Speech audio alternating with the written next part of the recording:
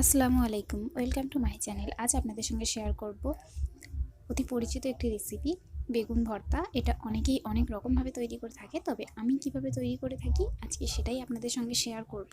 আসুন দেখে নেওয়া যাক কীভাবে তৈরি করছি। সবার প্রথমে এখানে আমি একটা বেগুন নিয়ে নিয়েছি। বেগুনটা আমি একটু বড় সাইজেরই নিয়ে নিয়েছি। এবার আমি বেগুনটা এভাবে একটু কেটে নেব। আমি 4 থেকে 5 বার দেখুন ঠিক এভাবে করে কেটে নিচ্ছি লম্বা করে, যাতে করে বেগুনটা পুড়িয়ে নিতে সময়টাও কম লাগে আর ভিতরটাও খুব তাড়াতাড়ি ভালো মতো পুড়ে যায়। এবার কিছুটা পরিমাণে হাতে সরিষার তেল নিয়ে খুব ভালো করে এভাবে বেগুনের গায়ে লাগিয়ে দিতে হবে। এতে করে বেগুনের খোসাটা অনেক সহজেই উঠে আসে। বেগুনটা পুড়িয়ে নেওয়ার জন্য আমি এখানে গ্যাসের চুলোর উপরে এরকম একটা র্যাক রেখে দিয়েছি। এটার উপরেই আমি বেগুনটা পুড়িয়ে নেব। গ্যাসের ফ্লেম মিডিয়ামে রেখে আমি বেগুনটা খুব ভালো করে পুড়িয়ে নিচ্ছি। কীভাবে পুড়িয়ে নিচ্ছি আমি সেটাও আপনাদেরকে দেখিয়ে দেব। আশা করছি রেসিপিটি আপনাদের কাছে অনেক বেশি ভালো লাগবে। রেসিপিটি ভালো লাগলে অবশ্যই আমার চ্যানেলটি আপনারা সাবস্ক্রাইব করে রাখবেন, পাশের বেল আইকনে ক্লিক করে রাখবেন। যখনই আমি নিত্য নতুন আর সহজ রেসিপি আপনাদের সঙ্গে শেয়ার করব, সেটা সবার আগে আপনাদের কাছে পৌঁছে যাবে। দেখুন এভাবে একটু বেগুনের যে মুখটা থাকবে সেই ডাঁটিটা ধরে এভাবে একটু আপনারা ঘুরিয়ে ঘুরিয়ে বেগুনটা অনেক সহজেই পুড়িয়ে নিতে পারবেন। বেগুনটা পুড়িয়ে নিতে 6 থেকে 7 মিনিট সময় লাগবে, এর থেকে বেশি সময় লাগে না। দেখুন খুব ভালো করে আমি সব দিকটা পুড়িয়ে নিয়েছি। এবার আমি নিচের দিকটাও খুব ভালো মতো একটু যাতে পুড়িয়ে নেওয়া যায় তার জন্য আমি দেখিয়ে দিচ্ছি কীভাবে পুড়িয়ে নেবেন। বেগুনের মুখের দিকটা ধরে ঠিক এইভাবে একটু নিচের দিকে করে নিলেই নিচের দিকটাও অনেক সহজেই পুড়ে যায়। বেগুন আমাদের পুড়েই এসেছে। আমি দেখিয়ে দিচ্ছি কিভাবে বুঝবেন বেগুনটা খুব ভালো মতো পুড়ে গেছে। দেখুন দেখতেই পাচ্ছেন খোসাটা অনেক সহজে নিচে থেকে ছেড়ে আসছে আর ভিতরটাও খুব ভালো মতো সিদ্ধ হয়ে গেছে। এবার আমি এটা নামিয়ে নেব। বেগুনটা আমি একটা সাইডে রেখে দিচ্ছি। বেগুনটা একটা সাইডে রেখে দিয়ে এবার আমি একটা টমেটো খুব ভালো মতো পুড়িয়ে নিচ্ছি। টমেটোটা পুড়িয়ে নিতে 1 থেকে 1.5 মিনিট থেকে 2 মিনিট সময় লাগবে, এর থেকে বেশি সময় লাগে না। দেখুন খুব ভালো মতো আমি টমেটোটাও পুড়িয়ে নিচ্ছি। টমেটোটা পুড়িয়ে নেওয়ার পরে আমি কিছুটা পরিমাণে রসুন এখানে পুড়িয়ে নিলাম। একইভাবে নিয়ে নেব 4টে শুকনো লঙ্কা। শুকনো লঙ্কাটাও আমি পুড়িয়ে নিচ্ছি। যেহেতু বেগুন ভর্তা তাই সব কিছু আমি পুড়িয়ে ব্যবহার করে থাকি। এভাবে বেগুন ভর্তা তৈরি করলে খেতে অনেক বেশি ভালো লাগে। দেখুন সব কিছুই আমি পুড়িয়ে একটা সাইডে রেখে দিলাম। দিয়ে এবার আমি বেগুনটা খোসাটা তুলে ফেলে দেব। কত সহজে বেগুনের খোসাটা তুলে ফেলা যাচ্ছে দেখুন। তবে চেষ্টা করবেন হাতের ধারে একটু পানি রাখার জন্যে। হাতের কাছে পানি রাখলে আপনাদের খোসাটা ছাড়িয়ে নিতে সুবিধা হবে। খোসাটা ছাড়িয়ে ছাড়িয়ে আপনারা পানির মধ্যে একটু হাত ডুবিয়ে নিতে পারেন, এতে করে অনেক সহজেই হাতটা পরিষ্কারও হয়ে যায় আর বেগুনের খোসাটাও ছাড়াতে সুবিধা হয়। দেখুন টমেটোটাও একইভাবে আমি টমেটো খোসাটা ছাড়িয়ে দিচ্ছি। রেসিপিটি কেমন লাগলো অবশ্যই আমাকে আপনারা কমেন্ট করে জানাবেন।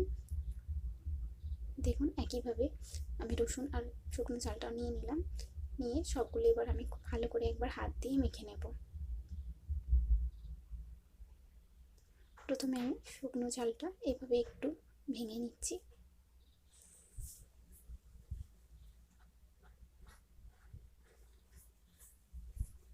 আপনারা কি কি এইভাবে বাড়িতে বেগুন ভর্তা তৈরি করেছেন সেটাও আমাকে অবশ্যই করে জানাবেন।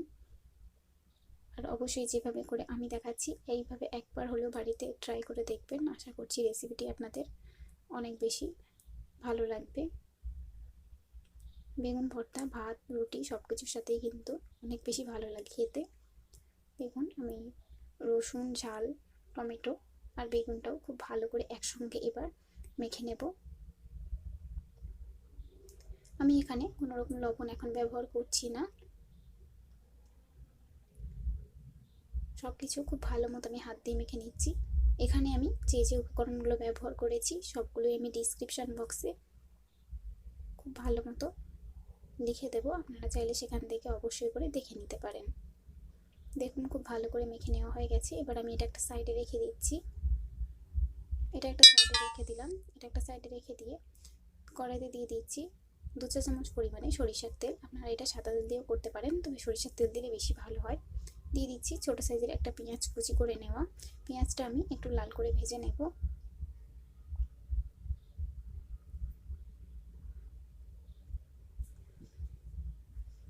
দেখুন পেঁয়াজটা আমি খুব ভালো মতো ভেজে নিয়েছি। এবার আমি এর মধ্যে যে বেগুনটা ভর্তা করে রেখেছিলাম সেই বেগুনটা দিয়ে দেব।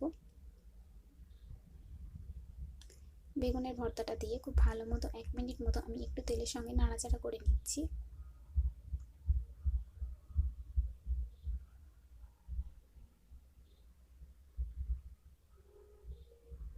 খুব ভালো করে একবার নাড়াচাড়া করে নেওয়ার পরে এর মধ্যে আমি দিয়ে দেব ম্যাগি মশলা। আমি অর্ধেকটা পরিমাণে ম্যাগি মশলা ব্যবহার করছি একটা বেগুনের জন্যে।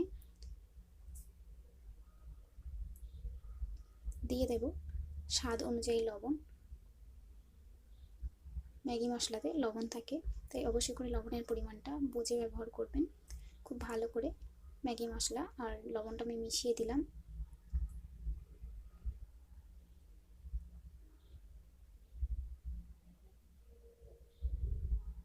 আর দিয়ে দেব একদমই নামমাত্র সামান্য একটু হলুদ গুঁড়ো। হলুদ গুঁড়োটা দিয়ে খুব ভালো করে আবারও আমি 1 মিনিট মতো এটা একটু নাড়াচাড়া করে নিচ্ছি। গ্যাসের ফ্লেম মিডিয়ামে রেখে খুব ভালো মতো করে এটা নাড়াচাড়া করে নিতে হবে।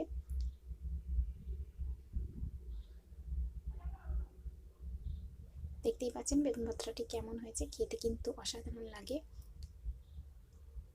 যারা বেগুন ভর্তা খেতে ভালোবাসেন তারা একবার অবশ্যই এইভাবে তৈরি করে নেবেন। খুব ভালো মতো নাড়াচাড়া করে নেওয়ার পরে ওপর দিয়ে দিলাম ধনেপাতা কুচি করে নেওয়া। ধনেপাতাটা দিয়ে খুব ভালো করে ধনেপাতাটা একবার আমি মিশিয়ে দিচ্ছি। দিয়ে গ্যাসের ফ্লেম আমি বন্ধ করে দেব। রেডি হয়ে গেছে বেগুন ভর্তা। গরম গরম আপনারা এটা রুটি ভাত সব কিছুর সঙ্গেই খেতে পারবেন। আশা করছি রেসিপিটি আপনাদের কাছে অনেক বেশি ভালো লেগেছে। আমি এটা প্লেটে তুলে নিচ্ছি।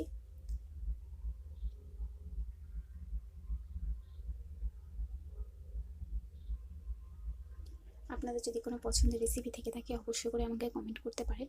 সেই রেসিপিটি অবশ্যই করে আমি আপনাদের সঙ্গে শেয়ার করব।